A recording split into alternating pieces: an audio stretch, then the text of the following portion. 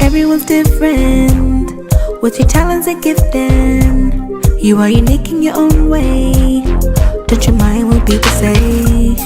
So shine your colors bright, shining brighter than ever, and live your best life and do whatever you want. So shake those haters off.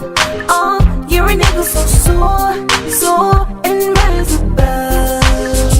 Shine bright, show all your colors. You're not a carbon copy, so show them what you got. Live a vibrant life, live vibrant with Sandra. Shine bright, show all your colors. You're not a carbon copy, so show them what you got. Live a vibrant life, live vibrant with Sandra.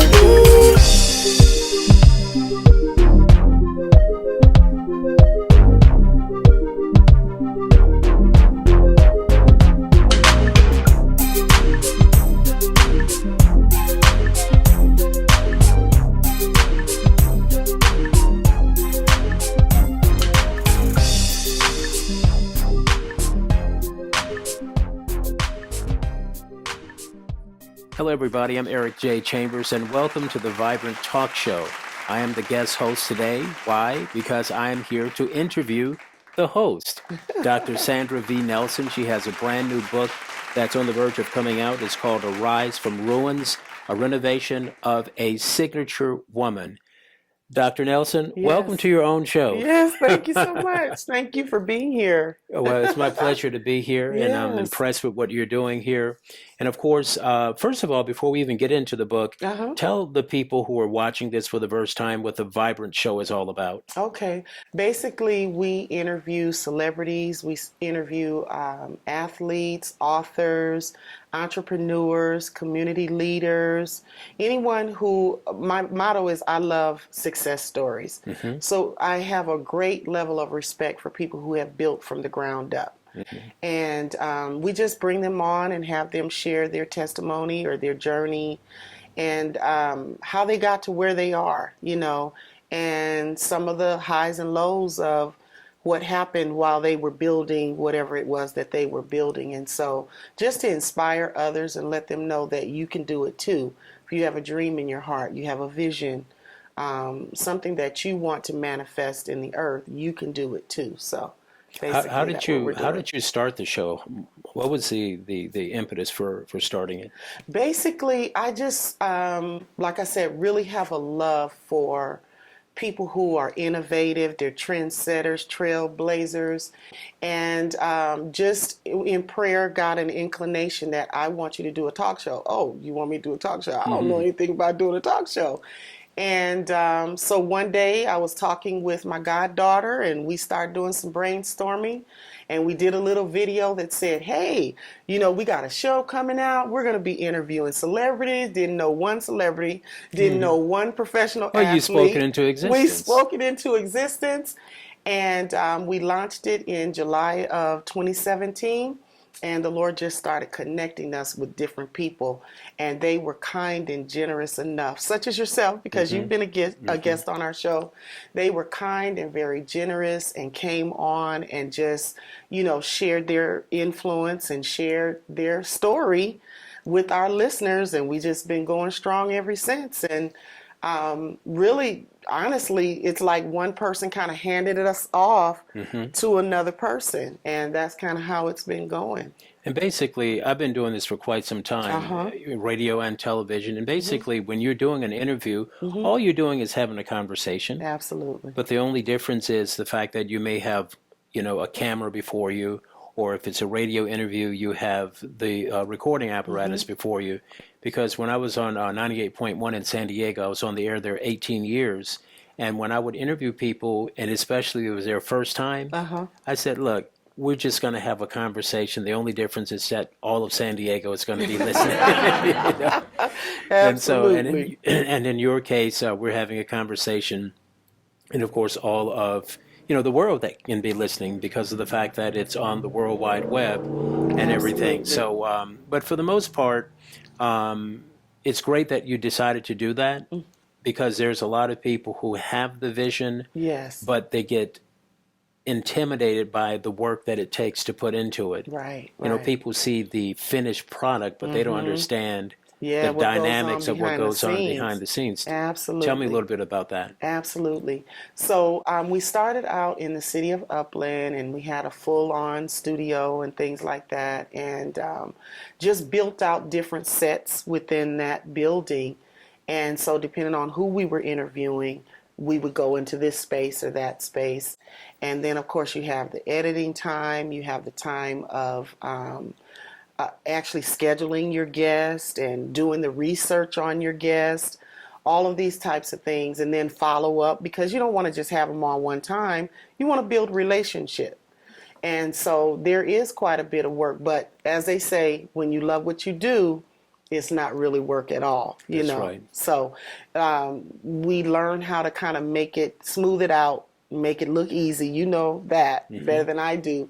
But there is quite a bit of investment that goes on behind the scenes. But it's well worth it, you know, when you It see the is, finished and product. everybody has a story to tell, and people love to tell their stories, and they find it Yes. intriguing when other people find them intriguing. Yes. You know, because there's a lot of great stories out there that people never get a chance to tell Absolutely. beyond just a handful of people. So anytime you can sit down and share it with a journalist, with a talk show host, what have you, it becomes more profound. And on top of that, you never know who is going to be watching and who Absolutely. is going to be affected by the story. Right, right. Speaking of stories, of course, you've written a new book called A Rise from Ruins, a Yes. renovation of a signature woman. Yes. How did that come about? Okay. So basically, I've been in ministry for over 30 years, and my ministry went through a major, major transition that actually affected every other area of my life. Prior to the transition taking place, which in the book I call it a train wreck, I call it a collision with destiny, because it really altered the course of my life completely. And prior to it happening, though, I did a series called Renovation of a Signature Woman, not realizing that my life was I was getting ready to actually walk that out. And so in the series, I talked about role changes, empty nesters, divorce, transition, how it affects people, how it affects how we see ourselves, how it affects our worldview, having to regroup after a major transition. And so after teaching that series and giving all these other people these tools, I had no idea I was going to need to use those tools to the degree that I really had to. And basically my ministry bottomed out. And a lot of the people that I had invested in, including family, basically left through a chain of events. But when it wasn't so much that they left, it was the way that they left. Some of them left with slinging mud, as I call it, with accusation. Some of them left with betrayal. They left through abandonment, rejection, and it really impacted me in some ways that I couldn't have contemplated. It impacted me emotionally, psychologically. How did it affect your faith? Because anytime you're going through something like this, especially church hurt, Yes. you have a tendency to, at times, like, Lord, is it even worth it? How did it affect your faith, and how did you maintain your faith at the same time? Okay. It didn't necessarily affect my faith in the Lord, but it did absolutely affect my faith in people and relationships. And so I dealt with a lot of days of crying. It attempted to create distrust in me. It attempted to reinforce abandonment issues that I already had as a child. And it was a day-by-day process. And I had to make a lot of conscious decisions to forgive, to let things go, to let go of how I wanted them to be and accept them for how they really were. It made me look at myself a lot. And at the end of the day, I'm going to tell you, I had to deal with some things that I had allowed. I hadn't set some boundaries that needed to be set. I allowed people into some places and spaces in my life that I should not have. In the name of serving, in the name of being a leader who was accessible. And I allowed, this was the biggest part, I allowed myself to equate my value, my worth, and my identity with what I did more than who I was. And so when the changes came, I discovered there were so many layers to how I had allowed myself to get overly involved, more involved than I should have. I went above and beyond in the name of wanting to please the Lord, in the name of trying to be available to people, and just really to make full proof of my ministry and my call. Rise from Ruins, renovation of a signature woman. Enjoy the story of the author's life-altering experience of a collision with destiny. You will identify with the effects of role changes and the need for a fresh start. See how her life was stripped down to the studs. Read on to experience the escape of the dangers of being in love with an idea. Walk through the wilderness and discover the power of miracles. Then sit ringside to watch about with bitterness. From bitterness to betterment. This is a read for men and women alike. Available on Amazon.com.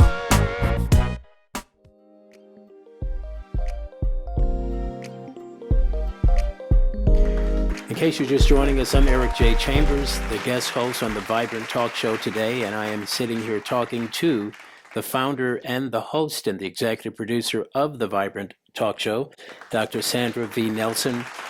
Of course, your new book, Rise from Ruins, a renovation of a signature woman. Yes. Your ministry that you just spoke of, Yes. how vibrant was the ministry at the time before the demise?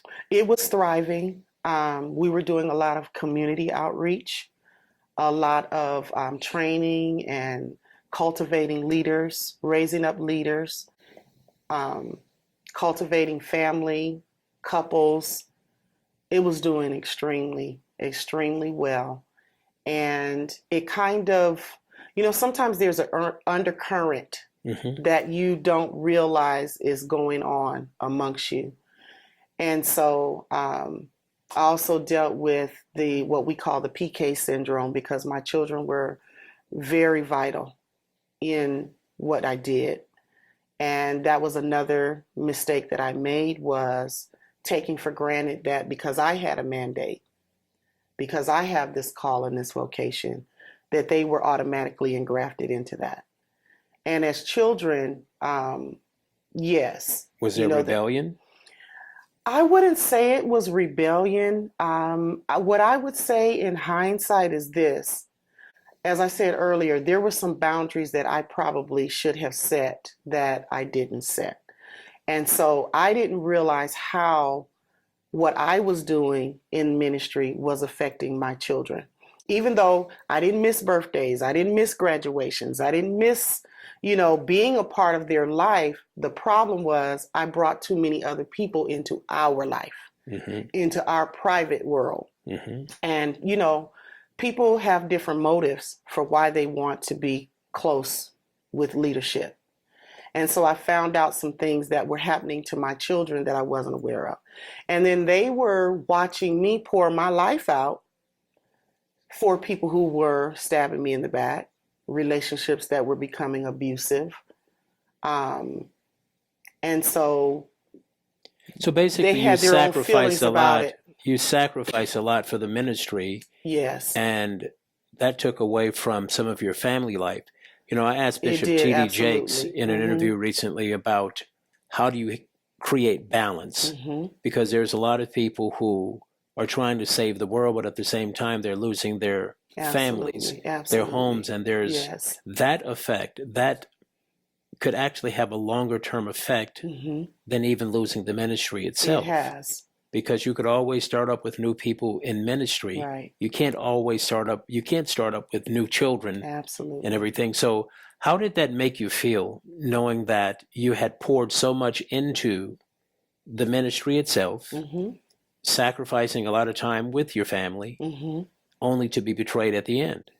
It was horrible. It was heart-wrenching. And I tell you, I bottomed out. I really did because, How? well, emotionally, because I really invested. And when I say invested, I mean every area.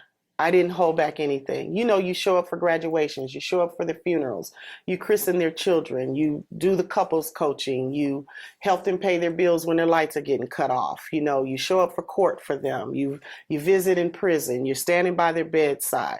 All of these things. And I was, I would say, disillusioned because I couldn't believe that you could give that much into a person and they could esteem it so lightly and walk away from it so easily. The disloyalty, um, it was terrible. Who was there for you when you were going through? Because people have a tendency to forget that even the comforters Yes. need comforting. Yes. Because they have a tendency to see people, put them on a pedestal, Mm-hmm. and think that they are beyond human, Right. that your need and your job is to care for them, while your own life could be, it could be going through a lot of drastic changes as well. Absolutely. There were a handful of people who, and I know now in hindsight, you know, they say that's 2020, Okay. that it was the plan of God because he explained much of it to me. But there was a handful of people that stood with me and prayed with me, loved me, made sacrifices to help sustain me because basically I was depleted. I was depleted in every area of life, including finances. And so there was a handful. And the way The faithful few. Huh? the faithful few, absolutely. And they weren't necessarily people who had been a part of the ministry. They were just people that we had a true, genuine friendship or relationship. Mm-hmm. And this is the way that the Lord explained that to me, that gave me consolation, was you're birthing something new. And this is like when a woman is birthing. Everybody doesn't get to come in that room when she's giving birth.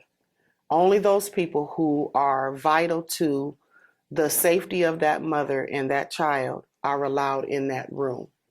And he said, if you remember when you were having your children, you would not have wanted everyone Mm-hmm. up close on you to see your vulnerability, to see you in your weakness.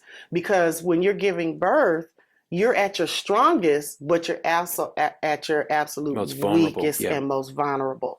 And so he let me know that though many of those relationships had to be moved away because, number one, some of them, like you said, would not have been able to handle the humanity. Some of them would have taken advantage of the vulnerability. Some of them would have poured salt in the wound and make it worse. So he explained it to me, and it gave me, it consoled me. You know, I still had to work through the layers, but it did console me. And of course, as you went through your labor pains, Mm-hmm. the great thing about it is you gave birth to new ideas and new visions. Absolutely. So in order to get to, you had to go through. Absolutely. I couldn't have said it better. Yeah. So expound on that for me. You know, going back to this birthing room, you know, when a woman is giving birth, she's actually dying. A part of her is dying to bring that child forth. And a lot of people don't realize how dangerous how dangerous it is. giving how dangerous birth it is. Absolutely. And that's exactly the way it was. And so it was raw. It was cold. It was bitter. It was hard. There were days that I thanked God that I had become a life coach because, again, I was able to use the tools that I had been using to help other people. I had to turn that medicine on me Mm-hmm. and use those tools to get myself through the different stages of the grief. Because grief is grief. Mm-hmm. Loss is loss. Mm-hmm. And depending on how much you valued what you lost, Mm-hmm.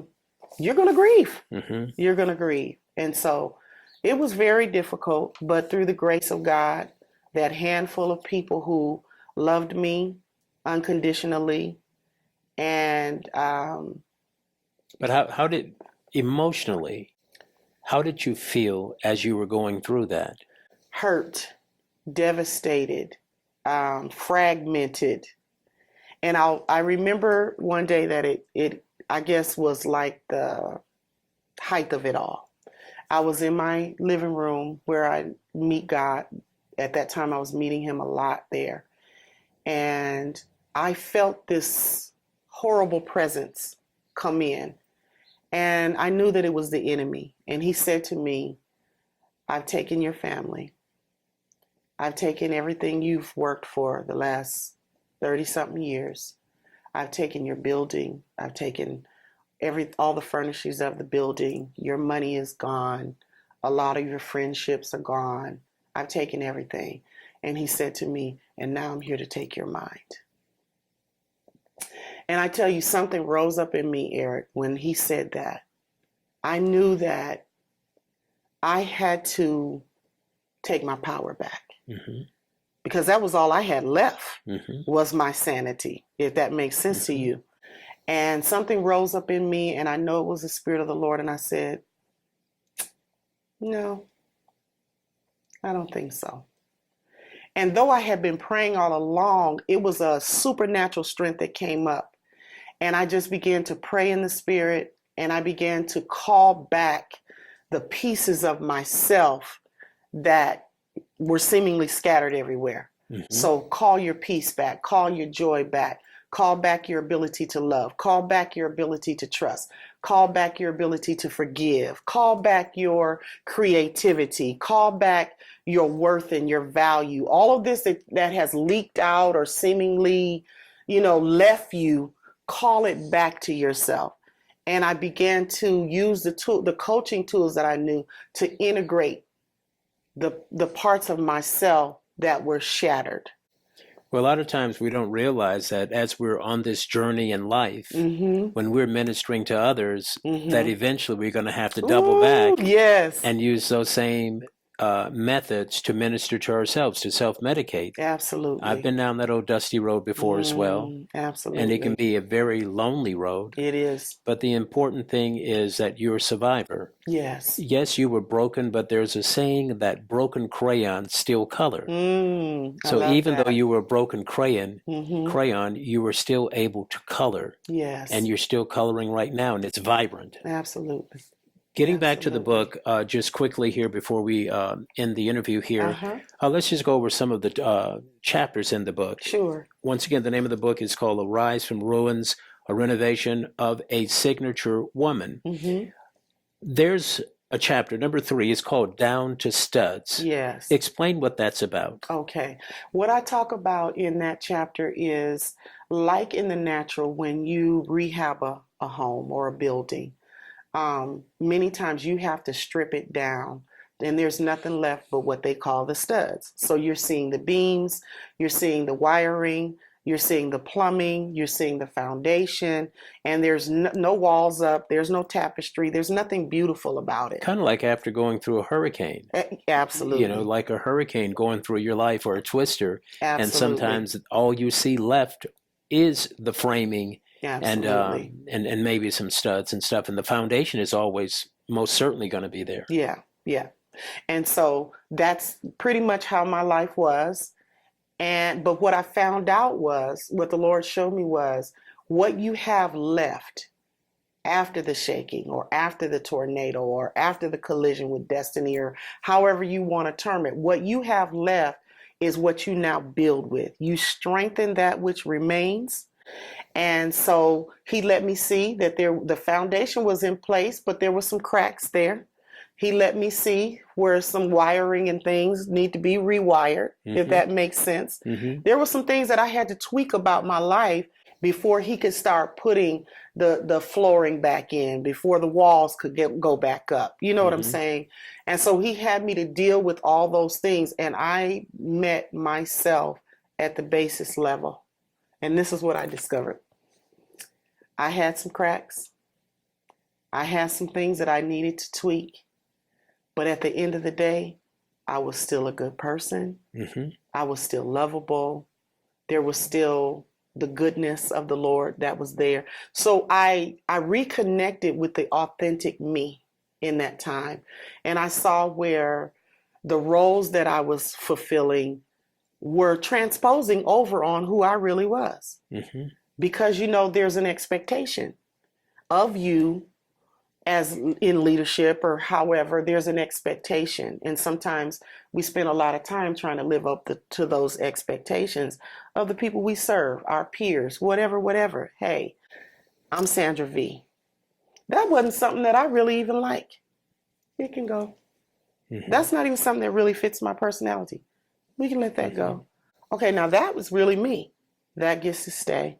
Okay, and I got delivered from putting so much credence into the opinion of other people, what they thought of me, how they thought I should be. This is how you should dress. This is how, because when I started ministry at 28. So at 28, you want to be respected. So you dress older. You try to carry yourself more mature and all this, so you can be embraced by the elders and all that. That stuff wasn't even me. And so I was able to clear my life out of a lot of drama and a lot of stuff that really didn't even fit or suit the authentic me.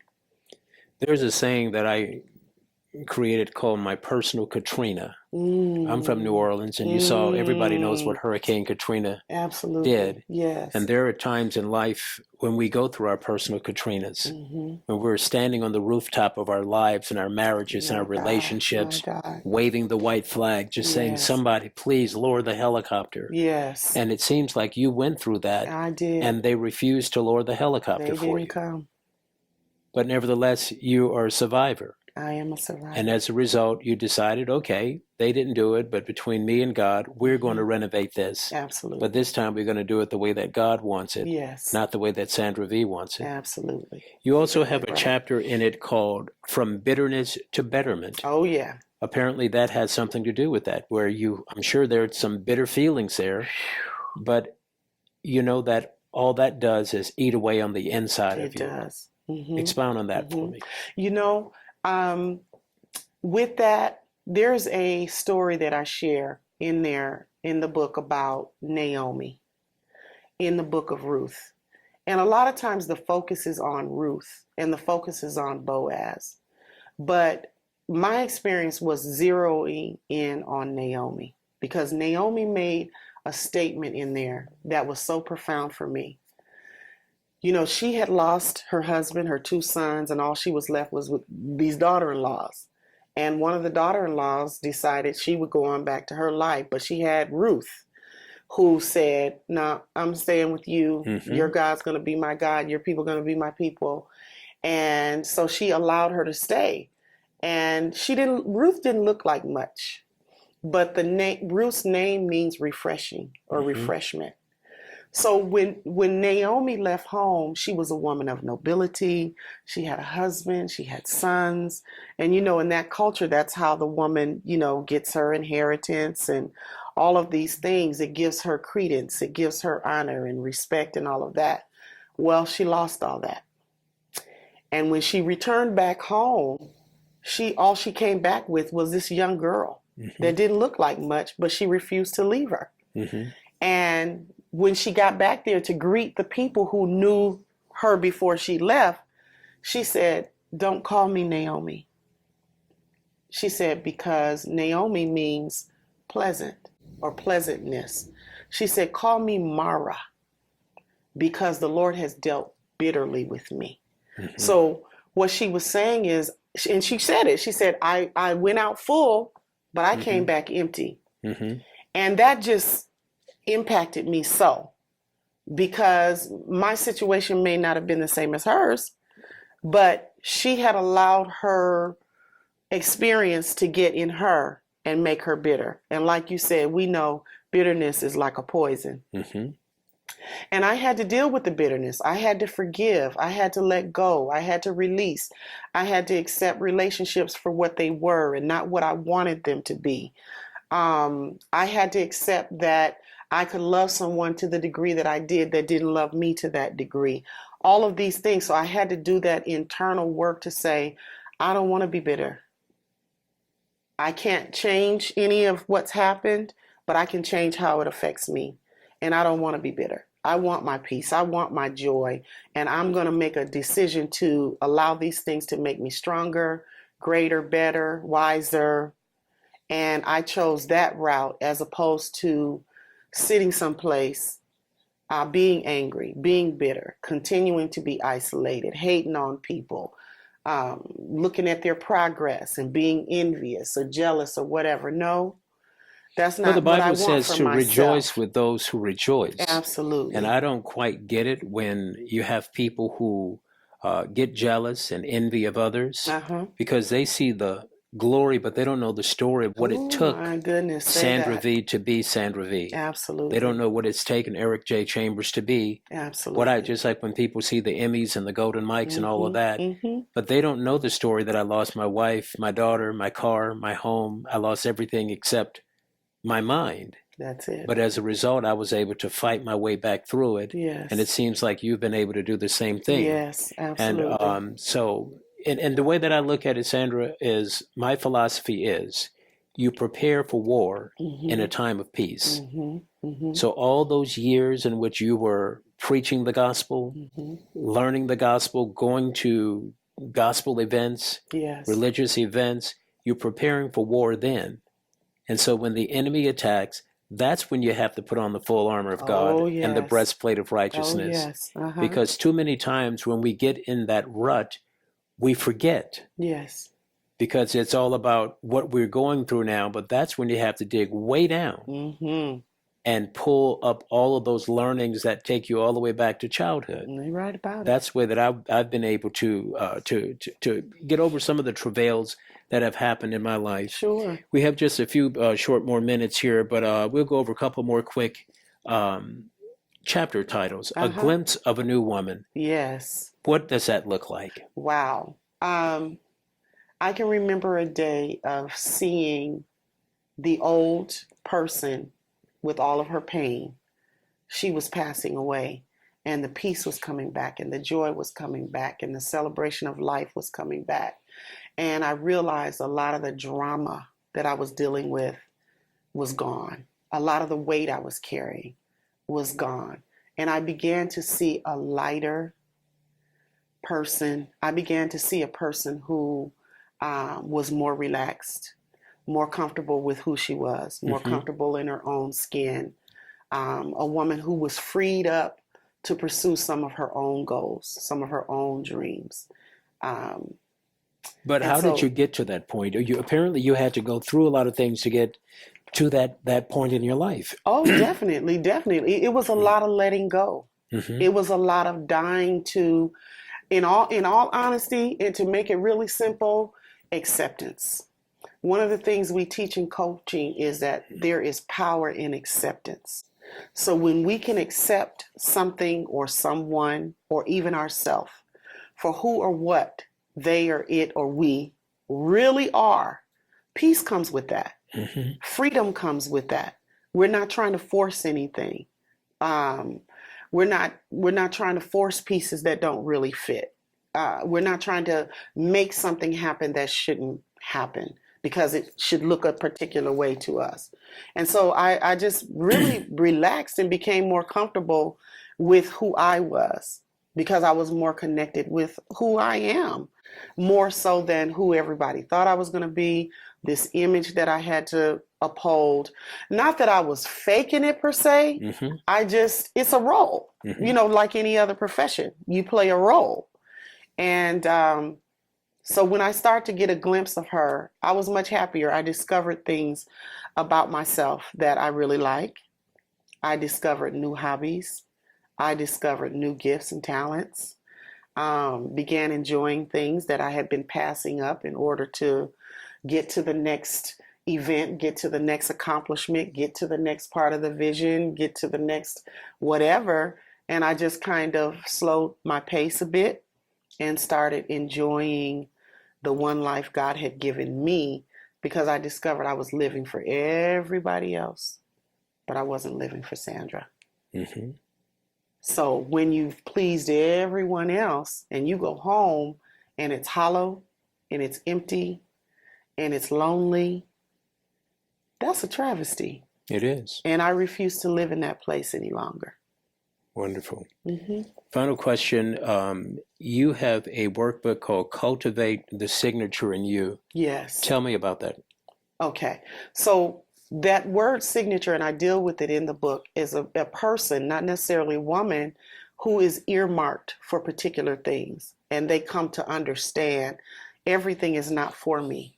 And I'm not going to be everybody's flavor. Mm-hmm. You understand? I've been earmarked. And I was on a plane, and the Lord spoke that to me as I was looking out the window. He said, you've been earmarked for some very particular things, and you have to cultivate those things, because you can invest in a lot of stuff. But it was like, I want you to hone in on the things that you're earmarked for and begin to develop yourself in those areas. And so I give exercises in the book, self-discovery tools in the back. There's a journal in the back of the book that allows people to do this self-discovery process. Eliminate what's not the authentic you. Incorporate what's the authentic you. Because when your life goes through a transition like that, really what you're left with, what didn't leave you, is really a part, they're components of who you really are. Not all the fluff, not all the fringe, not all the stuff people see. And so he was like, cultivate those aspects of who you are. And it makes you a happier person, more fulfilled. You feel more whole. And again, more connected with your creator, what you were created for, what he incorporated in you. Like you said, not what Sandra V wants it to be, Mm-hmm. but what the two of you have determined Mm-hmm. it's supposed to be. And so I give those tools in there in the book, how to cultivate the authentic self. And finally, is this book for men as well? Yes, it is. It is. Tell me about that. Tell me who your target audience is with the book. It's for male and female, and basically it's for anyone who has suffered some sort of a loss that has caused them to be traumatized. Anyone who's gone through some sort of a transition and now they're trying to recreate the life, a new life or another version of their life. Anyone who has kind of lost sight of who they are, what their purpose is, what their destiny is, and just learning how to heal from the loss, learning how to rebuild again, understanding that roles do change and you can still have fulfillment even at a new time and season in your life. Mm-hmm. So yeah, it's for anyone who they're trying to gather their life back, regain their power back, get back in sync with their self, get back in sync with their own goals, their own dreams, while they're trying to help other people. And especially those, like in your case, who are dealing with what I call church PTSD, you know, that church hurt. Absolutely. Because you go to church, it's supposed to be a spiritual hospital. Yes. But sometimes we may go in there with a slight ankle sprain and come out as With a double cast up to the amputee. hip. Double amputee. I've been down that old road before. Yes. And so, but we just want to let people know that help is on the way. And on top of that, it's books like this that can help you to get back on the road to a more better you. Yes. And hopefully, if that is your story and you're going through some stuff, this book, Arise from Ruins, the Renovation of a Signature Woman, will be just what the doctor ordered. Finally, tell the people where the book is available and how it can be picked up. Yes. They can primarily go to risefromruins.com. And if you order there, you'll get a printed copy and it'll be signed. You can also get it on Amazon.com and any place that they sell ebooks and printed books. Very easy to access. And of course, you're available for speaking opportunities as well. Yes. Tell the people about that as well. They can also contact me there at risefromruins.com. Okay. Well, the name of the book, once again, is called Rise from Ruins, A Renovation of a Signature Woman. The author is Dr. Sandra V. Nelson. She's a minister, a woman of God, and television host, and so many other things. And thank you for allowing me to sit in for you today while you Absolutely. sit in the guest's seat. Yes. And I hope that I've done you some justice on this Absolutely. particular episode, okay? Absolutely. Okay, again, everybody, I'm Eric J. Chambers. This has been a special edition of The Vibrant Talk Show with Ms. Sandra V. Nelson. Have a great evening. Show all your colors, you're not a carbon copy, so show them what you shine bright. Live the vibrant life, live vibrant with Sandra. Shine bright. Show all your colors, you're not a carbon copy, so show them what you